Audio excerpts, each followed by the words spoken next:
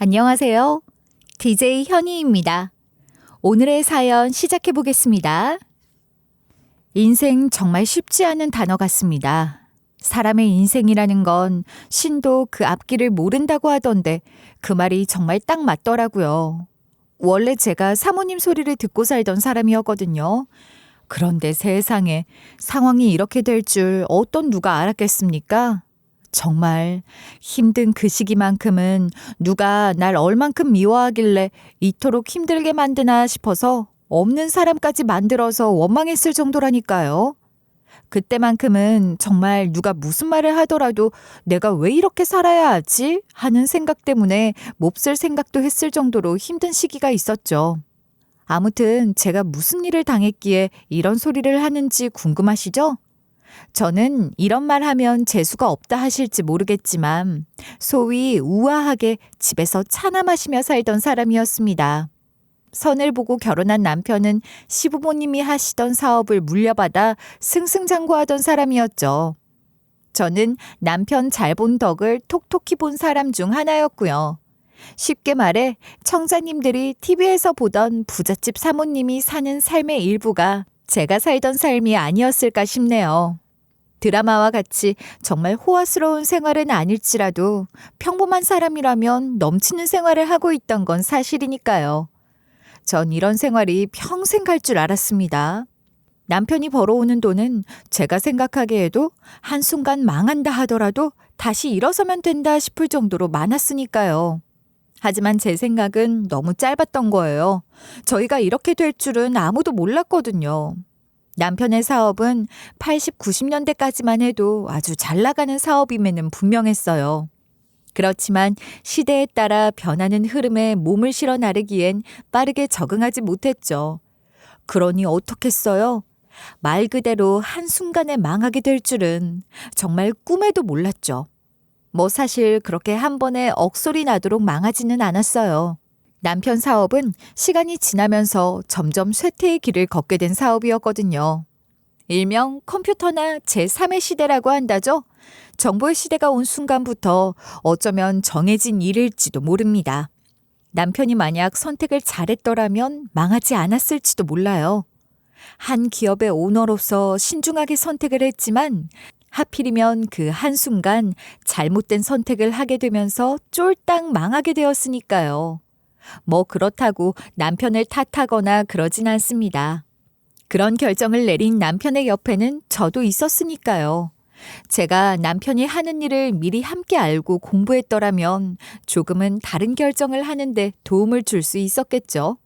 아무튼 직원들의 월급이 밀리기 시작하면서 남편은 결단을 내리게 될 수밖에 없었어요. 더 이상 사업을 계속해 나간다면 어떤 구렁텅이로 빠질지 모를 상황이었으니까요. 그래서 회사와 서울에서 지내던 대치동 저택을 처분하고 그 돈으로 빚을 갚기로 결정을 내렸죠. 빚을 갚은 후에는 다행히 어느 정도 돈이 남아서 다른 지역에 저와 남편, 아들 이렇게 세 가족이 누울 곳 하나 정도는 구할 수 있었습니다. 대치동의 저택만큼은 아니라도 세 식구가 살기에 부족하지는 않았죠. 천만다행이라 생각했어요. 그렇게 저희 세 식구가 자리를 잡은 곳은 경기도 끝자락 어느 마을이었어요. 한평생을 서울에서 살다가 생전하지도 않던 맞벌이를 하려고 하니까 산다는 게 정말 고되더라고요. 물론 다들 그러고 사는 건 알지만 평생 안 하던 일을 하려니 힘들었다는 제 생각은 청자님들도 너그럽게 이해해 주시면 감사할 것 같습니다. 전 일을 하면서 반성을 정말 많이 했어요. 무슨 반성을 했냐고요? 남편이 밖에서 열심히 벌어온 돈을 그동안 내가 너무 쉽게 생각하고 쓰고 있었구나. 이렇게 힘들게 번 돈이었는데 내가 그간 남편에게 해준 게 정말 별것 없구나 하는 생각들 말이죠. 정말 있는 그대로입니다. 남편에게 저 나름대로 잘한다 생각은 했지만 지금 와서 돌이켜보면 정말 보잘것없는 것들만 해준 것 같아서 미안하더라고요. 그래서 더욱 일하고 들어온 남편을 위해 열심히 살았던 시기이기도 합니다. 생활은 고됐지만 삶은 이전보다 행복했던 것 같아요. 저는 이대로만 잘 지내면 또 인생의 제2막이 시작되리라 생각했죠. 하지만 저의 행복한 생각은 거기까지였습니다. 사춘기가 된 아들이 우리가 왜 이렇게 거지처럼 살아야 하는데 하면서 엇나가기 시작했거든요. 그 뒤로는 행복이고 뭐고 정말 힘들더라고요. 예전에는 엇나가는 자식 왜 못 잡겠어 했는데 막상 제가 이런 경우를 겪으니 이게 정말 그냥 말로 끝나는 그런 문제가 아니더라고요. 남녀를 떠나서 자식이 아주 땡깡을 부리고 엇나가기 시작하니까 뭐 부모라고 말을 들어주는 것도 아니고 자식 때문에 속상하다는 말을 왜 하는지 제가 제대로 깨달았다니까요. 물론 저만 힘든 건 아니었어요. 제가 아들이랑 고군분투하고 있을 동안 남편 역시도 원래 사장님 소리 듣던 사람이니 말은 안 했다지만 많이 힘들었을 겁니다. 한순간에 쫄딱 망해서 다른 회사에 일반 직원으로 들어가 일을 하자니 얼마나 힘이 들었겠습니까? 아마 저희와 비슷한 처지를 옆에서 지켜보신 경험이 있으시거나 직접 경험하셨던 분들이라면 아실 거예요. 이게 참 없다가 있어도 문제가 생긴다지만 있다가 없으면 더 큰 문제들에 직면하게 되거든요. 아마 집에서 말은 안 했지만 본인이 하는 일에 적응하기도 힘들었을 겁니다. 받아주는 것도 적어서 매번 일자리를 옮겨 다니는 신세 역시도 말이죠. 남편은 그래도 열심히 돈을 벌어다 집에 가져다 줬어요. 있는 자식놈 하나가 사춘기라며 겉돌아서 마음을 불편하게 했지만 언젠가는 저러다 철이 들겠지 하면서 그런 아들의 행동에도 꾹 참곤 했죠. 그런 남편이 마지막으로 자리를 잡게 된 건 막노동판이었어요. 꿋꿋하게 가족을 위해서 회사를 다니겠다던 사람이 고집을 꺾은 순간이었죠. 남의 돈 번다는 일이 힘든 건 알았지만 새삼 처음부터 다시 시작하려니 견디기 어렵더라. 그냥 몸으로 때우는 게 훨씬 낫지. 제가 남편이 아니라서 그 속이 얼마나 문드러졌을지 상상도 못하겠으나 아마 정신적으로도 육체적으로도 거의 한계에 있지 않았을까 싶습니다. 그런 남편을 따라 제가 자리 잡은 곳은 식당 직원이었어요. 처음에는 일도 잘 못한다 구박도 받았지만 지금은 그래도 요리도 곧잘하고 주방 참모까지는 아니더라도 꽤 신뢰받는 직원으로 자리를 잡았죠. 그 뒤로는 오로지 우리 아들 하나만 제대로 바르게 키워보자는 마음으로 남편도 저도 열심히 살았던 것 같아요.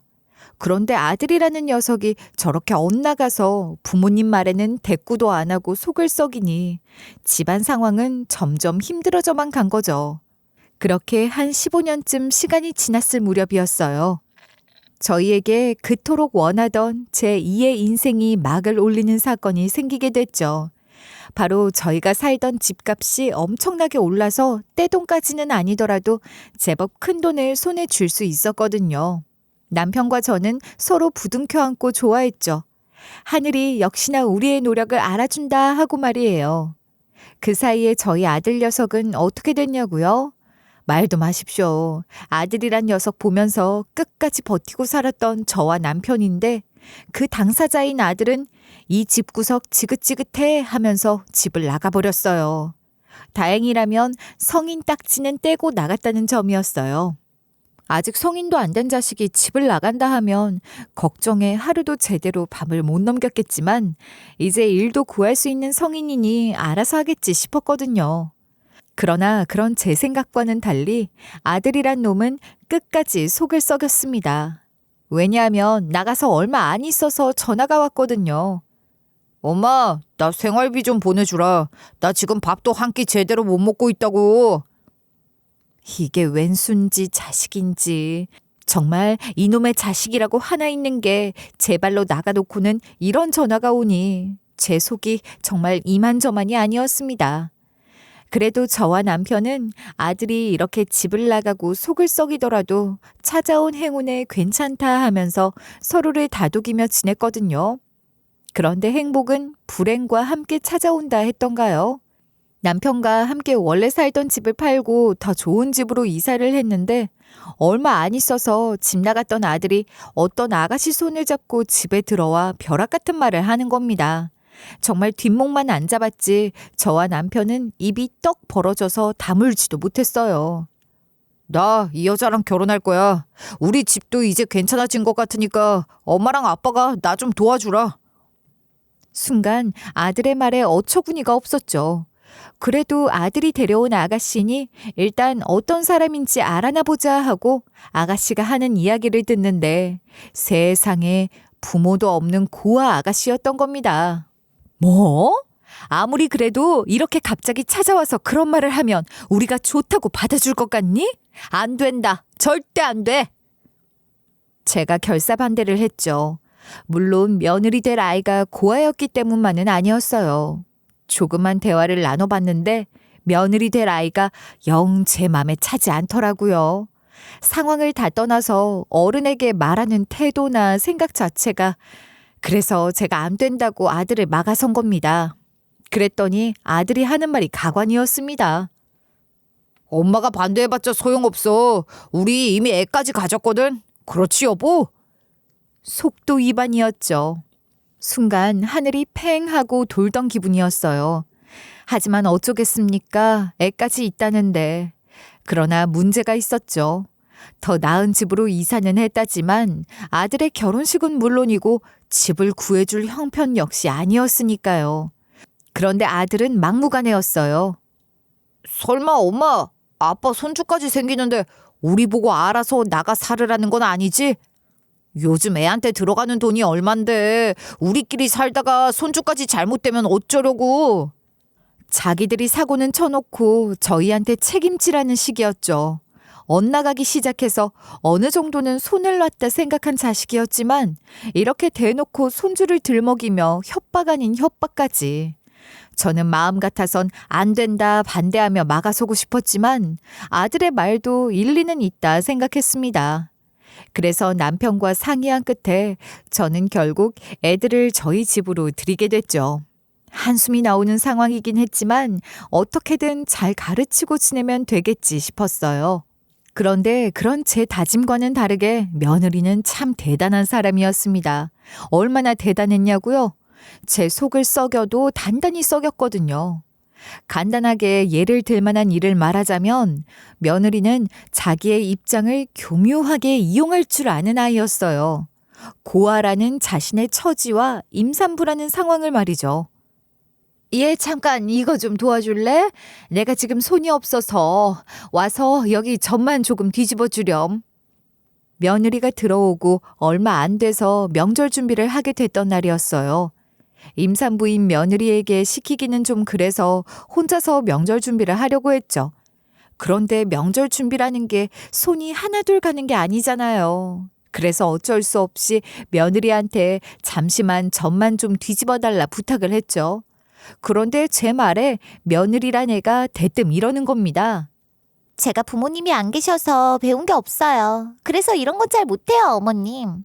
게다가 애 때문에 요즘 입덧도 심하고요. 그러니 어머님이 그냥 해주세요. 제가 임신한 며느리 괴롭히는 못된 시어머니 같으시다고요? 저희 며느리는 아주 축복받은 사람이었어요. 입덧은 고사하고 먹덧조차 없어서 너무 건강한 애란 말입니다. 그리고 그냥 앉아서 점만 뒤집기만 하면 되는 일이었어요. 나머지 전을 팬에 올리고 하는 자질구레한 일은 제가 다 했으니까요. 그런데 그마저도 하기 싫다는 애였으니 제가 이때부터 며느리라는 이 싹을 알아본 겁니다. 얘는 절대 평범한 며느리는 아니라고 말이죠. 며느리가 집에서 제대로 된 며느리 노릇도 안 한다는 이런 사실들을 남편은 알지 못했습니다. 왜냐고요? 남편은 손녀가 중학교 들어갈 무렵까지도 막노동으로 밖에서 일을 하느라 제대로 집에서 쉬는 날이 없다시피 했거든요. 아무래도 식구가 늘어났으니 입으로 들어가는 비용이 늘고 생활비 자체가 이전과 달라졌죠. 물론 저도 월급이 늘어나 생활비가 부담스럽다 정도는 아니었지만 이전처럼 셋이 지낼 때와는 들어가는 돈의 차원이 달랐어요. 거기다 이 며느리와 아들 녀석은 애가 태어났는데도 제대로 된 일을 구할 생각이 없어 보였습니다. 오죽하면 아이의 돌잔치까지 저와 남편이 비용을 대신 내줄 정도였으니까요. 그래도 아들은 자기 자식 굶길 수는 없다 생각은 했는지 집에 들어오고 3년째 되던 해엔 취업을 했죠. 하지만 며느리는 달랐어요. 자기 남편이 밖에서 돈을 벌어오든 말든 자기 자식이 제대로 밥을 잘 챙겨 먹곤 있는지 그런 당연한 일도 제대로 하지 않으려 했죠. 저는 그런 며느리 대신 집안일에 바깥일까지 정말 정신이 없었습니다. 한참 손녀에게 손이 많이 갈 때는 정말 하루하루가 어떻게 흘러가는지도 몰랐죠. 그런 정신없는 나날 때문에 남편에겐 제대로 된 뒷바라지도 못할 정도였어요. 그래서 오랜만에 남편의 얼굴을 제대로 보곤 너무 놀랐죠. 같이 나이를 먹어간다 생각했던 사람이 이젠 너무나도 노쇠해진 걸 보니 마음이 아프더라고요. 그래서 전 걱정이었죠. 이제 나이도 있는 사람이 무슨 현장에서 할 일이 그리 많다고 현장직에 야근까지 하는지 말이에요. 제가 이제는 일을 그만두고 간단하게 같이 가게라도 하자 권유를 했지만 남편은 그런 제게 항상 말했죠. 작업 반장인 내가 현장에 없으면 일이 어떻게 돌아가나? 그리고 나 아직 한참 때야. 내가 나이 들기 전에 많이 벌어둬야 우리 손녀랑 가족들이 좀 편하게 살지. 책임감만큼은 대단한 사람이었기에 본인이 하는 일에는 항상 최선을 다하는 사람이었죠. 게다가 역시나 식구가 늘어나 거기에 더욱 책임감을 느끼고 있었습니다. 그런 남편이 자랑스럽다가도 걱정스러웠죠. 항상 본인 몸을 챙기지 않고 일을 우선적으로 했으니까요. 그러다 결국 일이 생겼습니다. 남편의 전화번호로 온 연락에 왠지 모를 소름이 돋은 그날의 일은 말이죠. 남편의 전화로 연락을 해온 사람은 남편의 동료로 남편과 함께 가끔 보던 사람이었어요. 그런 사람의 입에서 나온 충격적인 이야기에 저는 정신을 못 차렸죠. 그도 그럴 것이 남편이 사고를 당했다는 소식을 전해주었는데 거의 순식간에 일어난 일이라고 했거든요. 남편의 동료도 당황했는지 말을 더듬으며 남편이 일하다가 현장에서 굴렀다는데 저는 전화가 끊어지기도 전에 얼른 남편이 있다는 병원으로 달려갔고 병원에서 들은 말로는 남편이 구르면서 허리를 다쳤다고 했습니다. 순간의 아픔에 아차 싶었던 찰나 일이 벌어진 것 같다고 하더군요. 병원에 누워있는 남편은 나흘간 사경을 헤맸습니다. 저는 일이고 뭐고 다 팽개쳐놓고 그런 남편의 곁을 지켰죠. 제발 눈을 뜨기만을 기다리면서 말이에요. 하지만 결국 남편은 그렇게 세상을 떠났어요. 저는 제정신을 유지하기가 힘들었어요. 갑자기 제 곁을 떠난 남편. 그런 상황에 어린아가 있었는데 이 망할 아들이란 놈은 제 아버지가 돌아가실지도 모르는 상황에도 옆에서 보험금 타령만 했습니다. 장작 4일 동안 말이에요. 엄마, 아빠 보험금 얼마나 나오냐고. 아빠가 이렇게 가시면 앞으로 우리 생활부터 생각을 해야 할 거 아니야. 넌 지금 네 아버지가 이렇게 누워있는데 보험금 말이 나오니?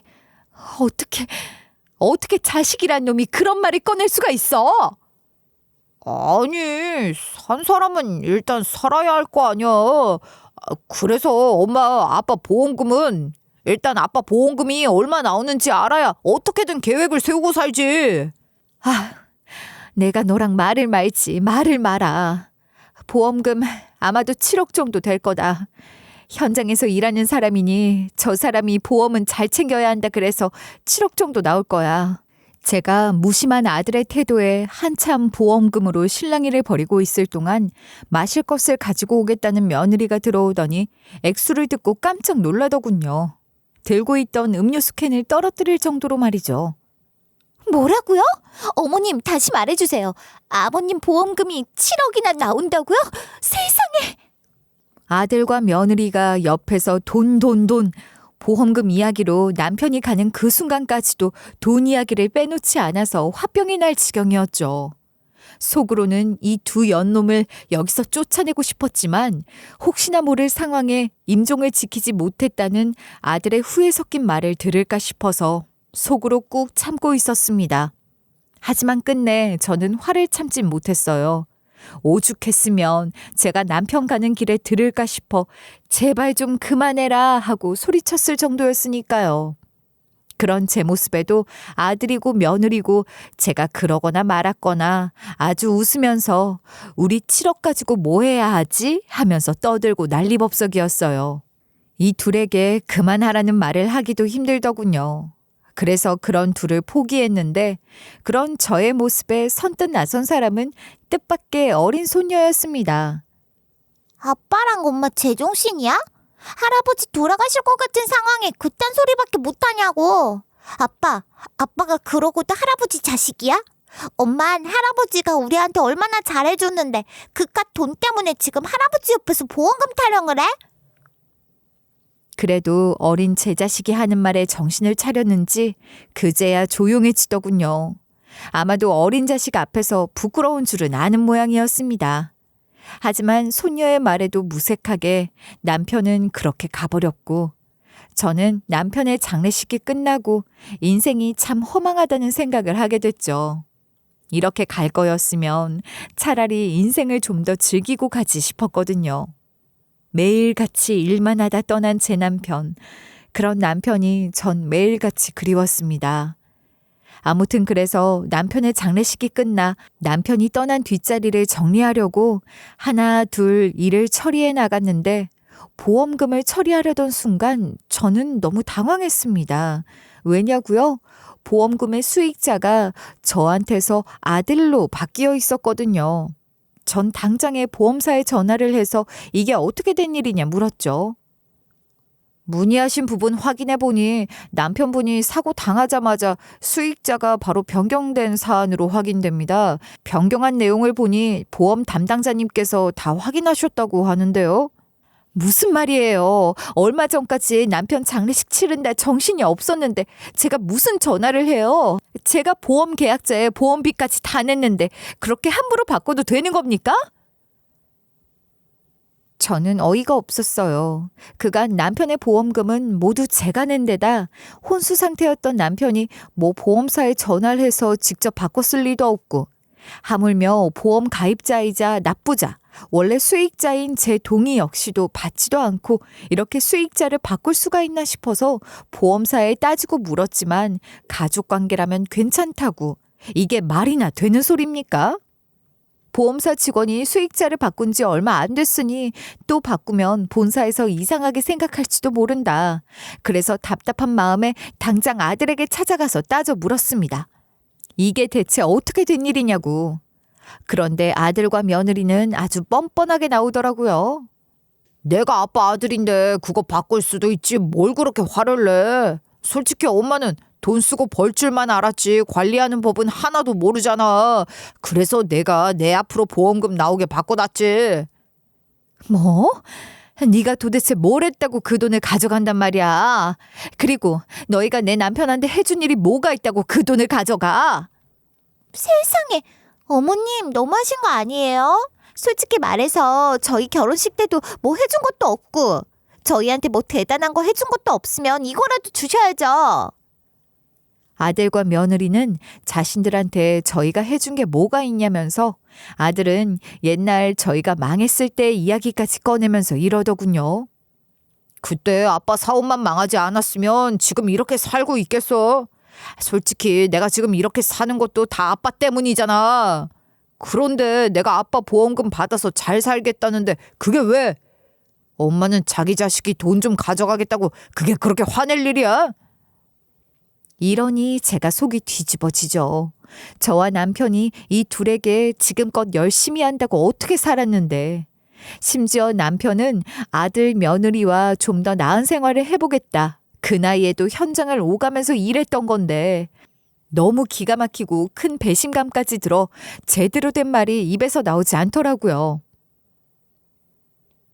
지금 그게 돌아가신 너희 아버지 두고 할 말이야? 너희 둘 다 미친 거 아니니? 세상에 어떤 자식이고 며느리가 이런 말도 안 되는 행동을 해? 저는 정말 이 둘이 미쳤다 생각했어요. 사람이 어떻게 이럴 수가 있나 싶었거든요. 그렇게 난리를 치던 전 결국 기존에 있던 혈압이 올라 그 자리에서 실신을 했고 눈을 떠보니 낯선 곳이었습니다. 처음엔 여기가 어딘가 싶어서 사람을 찾았습니다. 여보세요? 거기 누가 없어요? 여기가 대체 어디예요? 여기가 대체 어디냐고요? 사람들이 저를 보는 눈은 가히 기분이 좋진 않았어요. 마치 저를 노망난 노인네처럼 봤거든요. 제정신이 아닌 사람을 보는 눈이었죠. 그들이 그러거나 말았거나 저는 여기가 어딘지 물었고 그들은 혀를 차면서 여기가 요양병원이라고 하더군요. 저는 하늘이 무너지는 기분이었습니다. 아무리 자기 부모에게 대하는 태도가 좋지 않았던 아들이지만 설마 하니 자기 엄마를 요양병원에 쳐넣을 생각을 하다니. 간단하게 요약하자면 아들 부부는 제가 쓰러진 틈을 타서 저를 요양병원으로 이송했던 겁니다. 게다가 이유가 정말 웃겼는데요. 제가 남편을 잃고 나서 치매 증상이 심해져서 도저히 집에서 돌볼 수 없다 하면서 저를 병원에 버리고 가버렸다는 거예요. 막무가내로 쓰러진 저를 데려와선 여기에 입원시키겠다 하는 젊은 부부를 말리는 일이 어려워 결국 제가 여기 있게 된 거라 하더군요. 입원비라며 돈도 두둑이 내고 가는 걸 봤다면서 말이죠. 이 이야기를 어떻게 알게 되었냐고요? 제 옆자리에 있던 노인이 알려주더라고요. 그런데 이상하다 생각했어. 여기는 처음 들어올 때 원장하고 필수로 면담을 해야 하거든. 그런데 갑자기 데려온 노인을 떡하니 입원을 시키니까 이건 뒤로 뭐가 오갔겠다 싶었지. 저들은 늙은 노인이라 아무것도 모를 거라 생각했겠지만 그 정도 눈치는 살면서 다 생기잖아. 노인의 말에 저는 당장에 사람을 불러 원장과 면담하겠다 이야기를 했죠. 처음에는 그런 말에 묵살하더라고요. 그래서 저는 옳다쿠나 싶어서 난동을 부리기 시작했습니다. 낮이고 밤이고 원장을 만나게 해주지 않으면 나도 이대로 가만히 있지만은 않을 거라면서 고함을 고래고래 질렀죠. 그러다 원장을 만나게 된 거예요. 원장을 만나고 봤더니 제가 난동을 부리던 기간에 잠시 휴가를 갔었다 하더라고요. 아무튼 그렇게 만난 원장에게 난 치매도 아니고 아픈 곳 하나 없다. 사지 멀쩡한 사람이니 제발 여기서 나가게 해달라고 말했죠. 여기 가만히 있으면 밖에 있는 아들이 남편이 남긴 마지막 유산으로 뭘 할지 걱정이 됐거든요. 당장이라도 여기서 나가야 한다는 생각만으로 원장의 바짓가랑이까지 붙잡을 기세로 말을 했죠. 제가 당장이라도 여길 나가야 합니다. 저 정말 치매고 뭐고 아무런 증상도 없는 사람이에요. 그러니까 제발 여기서 저 내보내주세요. 제가 지금 나가지 않으면 큰일이 생긴다고요. 그런데 원장이 가만히 제 얘기를 듣더니 가만히 제 얼굴을 쳐다보는 거예요. 그런 원장의 반응에 저는 속으로 이 인간도 아들 녀석이 어떻게 했구나 싶어서 원장한테 말이 안 통하면 어떻게 해야 하지 하고 초조했어요. 제 마음이 복잡했지만 절 보던 원장은 차분하게 저에게 이렇게 묻는 겁니다. 혹시 대치동 최 사모님 아니십니까? 왜 귀퉁이에 큰 대문에 차고가 오른쪽에 있던 대치동 저택 최 사모님이요? 병원장이 제 과거를 알고 있다는 사실에 저는 순간 깜짝 놀랐습니다. 그래서 더욱 아들 부부와 병원장이 한패가 아닌가 의심을 했죠. 그래도 지금 여기를 나가려면 이 사람을 내 사람으로 만들어야 한다는 생각에 잔뜩 긴장한 채로 제가 대치동 최 사모면 어떡하시게요? 하고 경계하듯 말했습니다. 최 사모님 저 기억 안 나세요? 옆집 살던 꼬마 승철이요. 사모님이 저 엄청 귀여워해 주셨잖아요. 승철이란 이름에 잠시 머뭇거렸다가 기억을 더듬고 나서는 깜짝 놀랐습니다. 정말 너무 놀랐죠. 그도 그럴 게 이런 우연이 있을 수 있나 싶었거든요. 그 하고 많은 요양원 중에 어떻게 여기서 아들 부부의 맞으로 갇힌 이 병원에서 일이 마주칠 수 있나 싶어서 말이죠. 네가 승철이? 그 꾀제제하고 밥 못 먹어서 키도 한참이나 작았던 승철이 말이니? 사모님 기억에는 그렇게 남아 있었군요. 네, 맞습니다. 그 승철이요. 꾀제제하고 키도 작아서 사모님이 열심히 먹어야겠다고 맛있는 것 잔뜩 먹이던 승철이요. 알고 봤더니 병원장은 제가 대치동 살 때 옆집에서 일하던 사용인의 아들이었더군요. 저희 아들보다 5살이나 어리면서 제 엄마 따라 옆집에 살았는데 애가 얼마나 눈칫밥을 먹고 자랐는지 저랑 마주치기만 해도 흠칫하고 눈을 깔고 다니던 그런 아이였습니다. 아니, 승철이 네가 왜 여기 있어? 설마 우리 애하고 짰니? 너 우리 아들 녀석이랑 입을 맞췄구나. 그렇지? 사모님이 무슨 이야기를 하는진 모르겠지만 제가 얼마 전까진 휴가였거든요. 전 사모님이 저희 병원에 들어온 것도 몰랐어요. 그래서 여긴 어떻게 들어오신 거예요? 저희 병원 방침이 저와 면담이 없으면 들어올 수도 없는데. 지금은 병원장이 된 옆집 꼬마 승철이 예전에는 작은 몸에 여러 군데에는 무슨 일이라도 있는 건지 아파 보이는 자국들이 덜어 있었던 아이라 눈이 한 번씩 더 가던 그런 아이였습니다. 그래서 한 번은 용기를 내고 그런 아이에게 그건 어떻게 생긴 거야 하고 물었더니 애가 더듬거리면서 놀다가 생겼어요 하는데 아무리 봐도 놀다 생길 만한 그런 게 아니었죠. 딱 봐도 괴롭힘을 당하고 있는 게 분명했으니까요. 그 뒤부터였어요. 아이를 가끔 저희 집 마당으로 불러들였던 것이. 왜냐하면 저희 집 마당에 있는 아들 녀석의 장난감으로 사놓은 물건들에 호기심이 생기는지 눈을 반짝이며 담 넘어서 저희 집을 쳐다볼 때가 많았었거든요. 뭐 아들 녀석 관심밖의 물건이니 다른 아이가 가지고 놀아도 상관없겠다. 혼자 집에 있는 것도 심심했겠다. 그래서 아이에게 들어와서 우리 집에 놀아라 하고 했던 거죠. 그런데 가만히 아이가 노는 걸 지켜보니 애가 정말 착하고 똑똑하더라고요. 그리고 이상하게 또래 아이들보다 삐쩍 마르고 키도 작아서 마음이 짠했습니다. 그래서 몇 번 간식도 챙겨주면서 집에 들여서 아들이 보다가 한 구석에 휙 집어던져놨던 책도 읽으라 아이에게 안겨줬죠. 잔뜩 기가 죽은 아이는 눈치를 봤지만 제가 괜찮다고 하니 눈을 빛내고 책을 보는 거예요. 그래서 더욱 귀여웠죠. 이렇게 어린애가 제대로 읽지도 못하는 책을 붙잡고 한동안 끙끙 앓는 그 모습이 말이에요.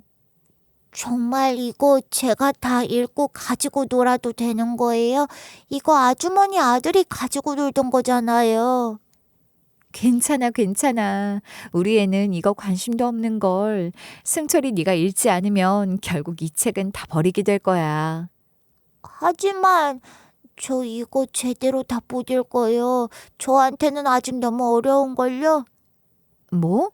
학교에서 책 읽는 거 배우지 않니? 설마 학교에서 제대로 된 수업도 못 받고 있는 거야? 아이는 우물쭈물 제대로 말을 못했습니다. 이제가 학교에 들어간 아이는 제대로 교육을 받지 못하고 있는 건지 제대로 대답을 안 터군요. 아마도 사실대로 말하면 혼나기라도 하는 것처럼 말이죠. 그런 모습에 더욱 눈이 가던 아이였어요. 그래서 더욱 이 아이를 그냥 놔줄 순 없더라고요. 사실 제가 또 학력이 높은 편이거든요. 공부엔 관심도 없는 아들 녀석만 보다가 눈을 반짝이면서 뭔가 알고 싶어하는 애를 보니 공부를 가르쳐 줄까 싶더라고요.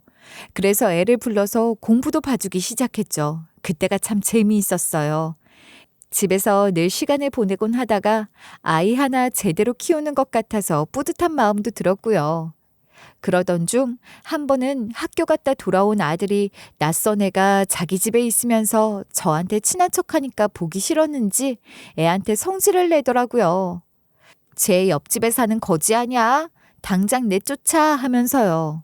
저는 애가 들을라 얼른 동생한테 그런 말 하면 못 써 하고 아들을 달래서 방으로 올려보냈지만 이후 저는 아들 눈치를 보느라 애를 전처럼 대놓고 데려올 수 없었어요. 그래서 몰래 아들 없을 때 집에 불러들이고 가끔 아픈 아이를 병원에 데려가서 돌보기도 했죠. 하지만 그러다가 저희 집이 하루아침에 망해버리는 바람에 헤어지게 된 거예요. 이사 가기 전에 애엄마를 불러다 아들은 초등학교 고학년으로 올라가서 안 보는 책이라며 집에 있던 책은 다 주고 왔지만 마음 한켠에는 문득 아이가 떠오를 때도 있었죠. 물론 시간이 지나고 아들이 엇나가기 시작하면서 마음의 여유가 사라지며 아이를 떠올리는 일이 점점 사라져갔지만요. 그랬던 그 아이가 그걸 다 기억하고 저를 은인으로 생각하고 있었던 겁니다. 제가 자기 공부를 가르쳐주고 챙겨주기 시작하면서 자기 인생이 바뀌기 시작했다고, 본인이 의사가 될 수 있었던 건 전부 제 덕이었다는 거예요. 그리고 좋은 집안의 아내를 만나 이런 병원의 병원장도 될 수 있었다고 하더라고요. 제가 머리가 좋았다고 해도 유명한 일타 강사도 아니고 그저 아주 어렸을 적에 공부 좀 도와준 걸로 병원장의 의사가 됐을 리가 없는데 병원장은 한사코 제 덕분이라면서 제 손에 꼭 붙들고 감사 인사를 하더군요. 제 자식도 아닌 완전한 타인이었던 옆집 승철이가 말이죠. 정말 사모님 아니었으면 제 인생에 이런 행운은 다 잡을 수 없었을 거예요. 그때 사모님께서 저를 봐주시지 않았으면. 무슨 소린가. 나야말로 하늘이 복을 내린 거지. 이런 상황에 이렇게 성공한 자네를 만나게 됐으니까. 그래서 정말 아드님이 사모님을 여기에 보내고 그대로 떠났다 그 말인가요? 애석하게도 내 자식이란 놈이 그런 짓을 저지르고 갔다네. 세상도 참 무심하시지. 옆집 꼬마였던 자네가 나를 이렇게 생각해 주는데 내 자식이라는 놈은 날 이런 취급을 하니 말이야.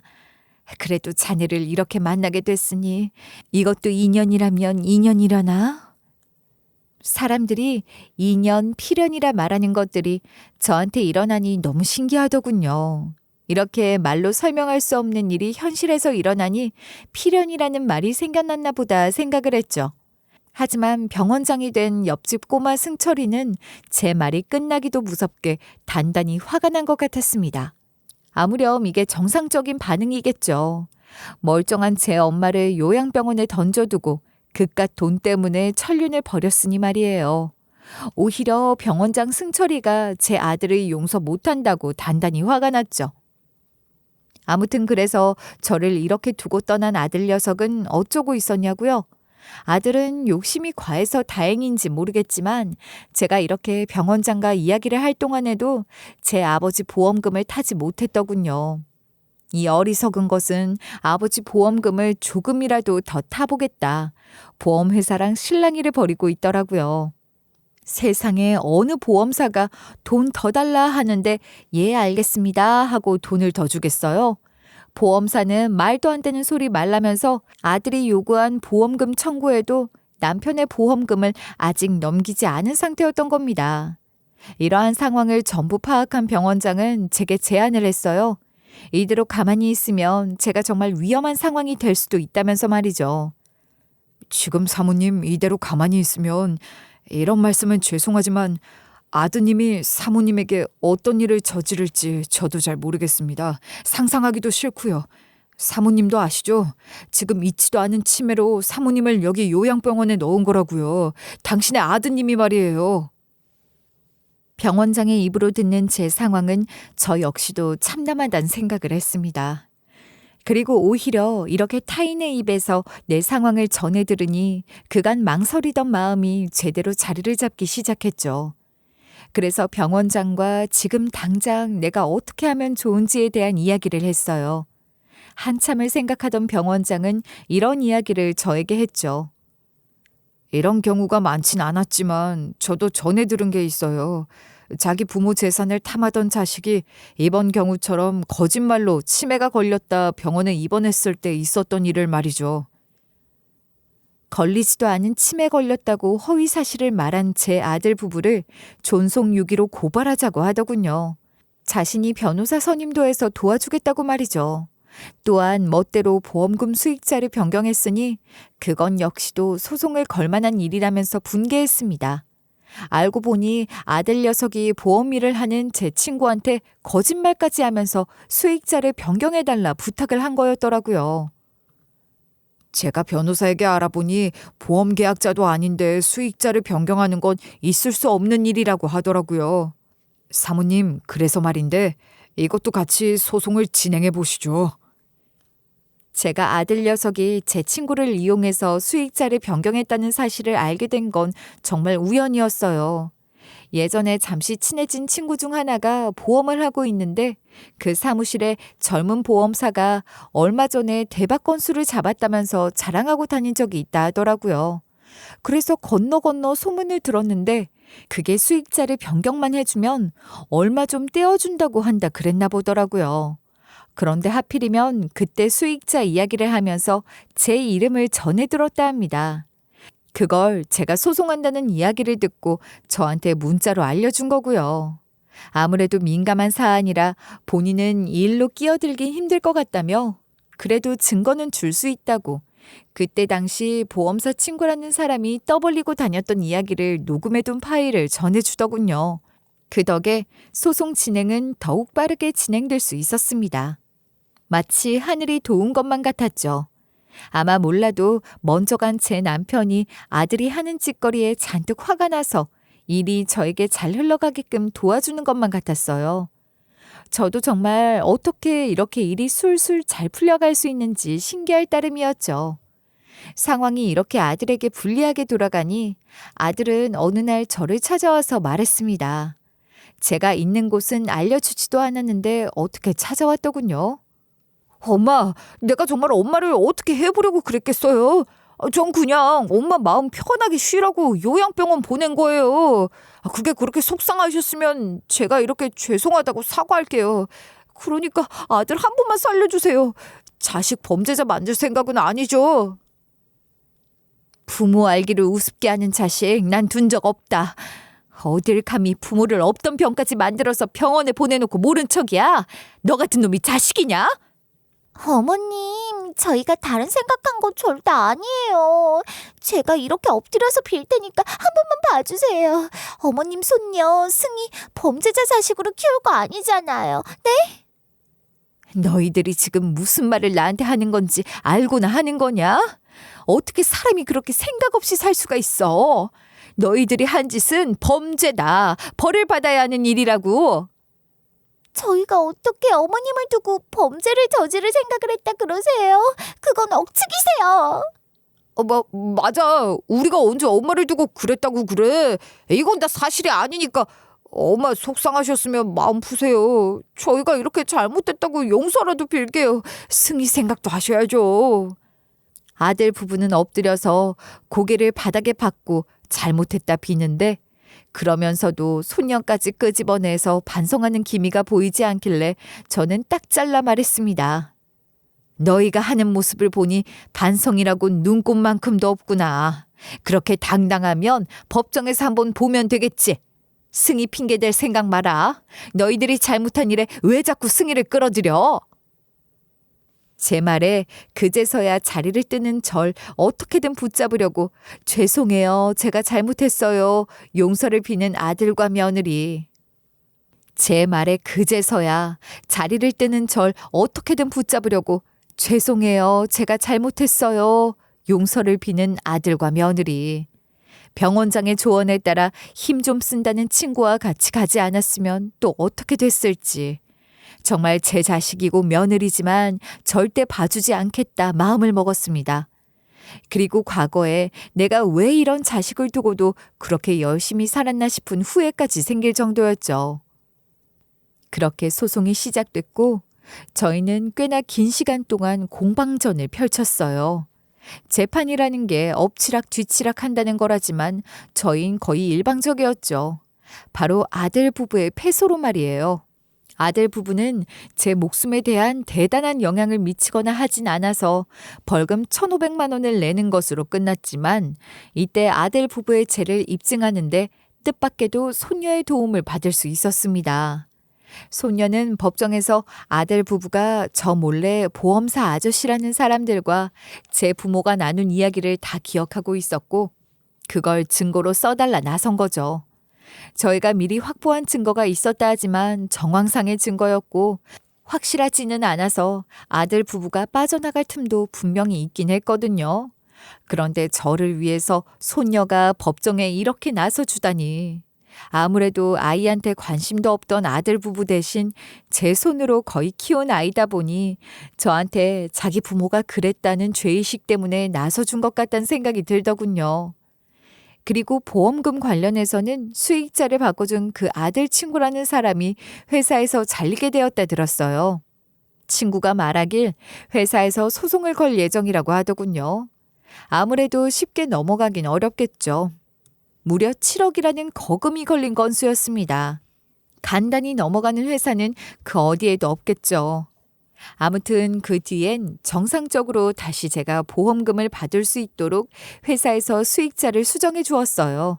아들 친구는 자기를 이용해서 범죄를 저질렀다며 아들 부부를 찾아가서 온 동네방네 소문이 나도록 떠들고 다녔다고 하더군요. 아들 부부 때문에 자기 인생 망쳤다면서 말이죠. 저는 그 세 사람이 결국 같은 인간들이라 생각합니다.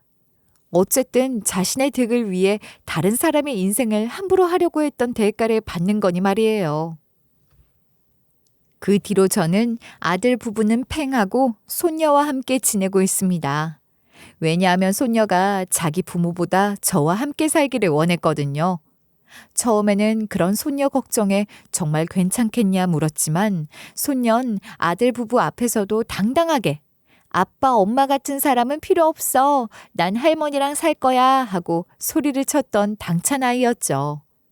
그래서 저와 손녀의 거처는 어떻게 하고 있냐고요? 당장에 집에서 쫓아내고 거기서 살고 있었습니다. 당연히 한마디 말로는 알아먹을 인간들이 아니기에 강제로 문을 열려고 했을 때는 변호사를 대동해 접근 금지 신청을 넣기 전에 얌전히 지내라고 따끔하게 한마디 해줬고요. 법으로 한바탕 당한 게 있는 아들 부부였기에 변호사를 보더니 걸음아 나 살려라 하고 그대로 주랭랑을 치더군요. 솔직히 소녀에게 보여주기 부끄러운 모습이라 처음에는 이래도 괜찮을까 싶었는데 오히려 소녀가 속이 후련하다며 자기 부모님은 이번 기회에 혼 좀 나야 한다고 하는 말을 듣고는 그런 걱정을 내려놨더라죠. 변호사를 본 뒤 아들 부부는 손녀를 핑계로 계속 저에게 접근하고 있지만 자기 가족을 이렇게 대한 아들 부부를 저는 아직 용서할 마음이 없습니다.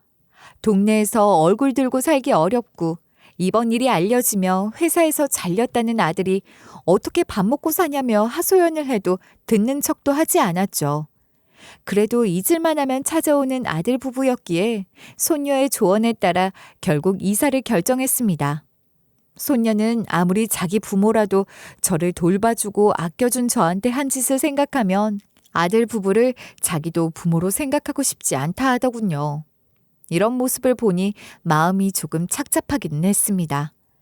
그래도 낳아준 부모인데 아이가 이렇게 될 동안 아들 부부는 도대체 뭘 했나 싶은 마음이 들기도 했고요. 아무튼 그래서 지금은 아들 부부가 모르는 곳에서 손녀와 단 둘이 지낼 작은 집을 구해 지내는 중이네요. 저를 도와준 병원장과는 서로의 안부를 물으며 병원장의 어머니는 어떻게 되셨냐 슬쩍 묻기도 했는데요. 병원장의 어머니는 오래전에 이미 돌아가셨다고 하더라고요. 그럼에도 불구하고 참 사람이 곱게 자란 것 같아서 다행이라는 생각이 들었습니다. 안 그랬으면 제가 큰일을 당할 뻔했잖아요. 병원장 내 재단에선 현재 실버타운을 건설 중이라고 하면서 나중에 기회가 된다면 은인인 저를 거기에 모시고 싶다고 하더군요. 앞으로도 꾸준히 연락하고 지내기로 한 사이이기도 하니 나중에 신세 좀 지겠다 하며 병원장의 제안에 흔쾌히 긍정의 인사를 전했죠. 전 앞으로 당분간은 남편이 남겨준 보험금으로 손녀와 함께 지낼 새로운 보금자리도 알아보는 중입니다. 현재 집은 월세로 들어 살고 있는 중이거든요. 잦은 이사는 손녀에게 좋지 않으니 일단은 가까운 곳에 보금자리를 알아보지 않을까 싶네요. 그리고 이전에 지내던 집은 남편과의 추억이 너무 많이 남아서 좀 힘든 마음에 현재는 세를 주고 있어요. 물론 언제까지 세를 놓고 살 수는 없겠지만 먼 미래에는 손녀의 대학 비용까지 생각해야 하니 어떻게든 손녀가 자리를 잡는 그때까지 그 집으로 돌아갈 일은 없을 것 같네요. 제가 이런 경험을 하면서 겪은 게 참 정말 많습니다. 그래서 한마디만 하고 싶은 게 아무리 가족 사이라지만 청자님들도 꼭 유념해 두셨으면 해요. 아무리 나와 긴밀한 관계라도 등을 돌리는 순간이 올 수도 있다는 걸 말이죠. 제가 이번 일을 겪으면서 꼭 이 당부만큼은 청자님들께 전해드리고 싶었습니다. 감사합니다.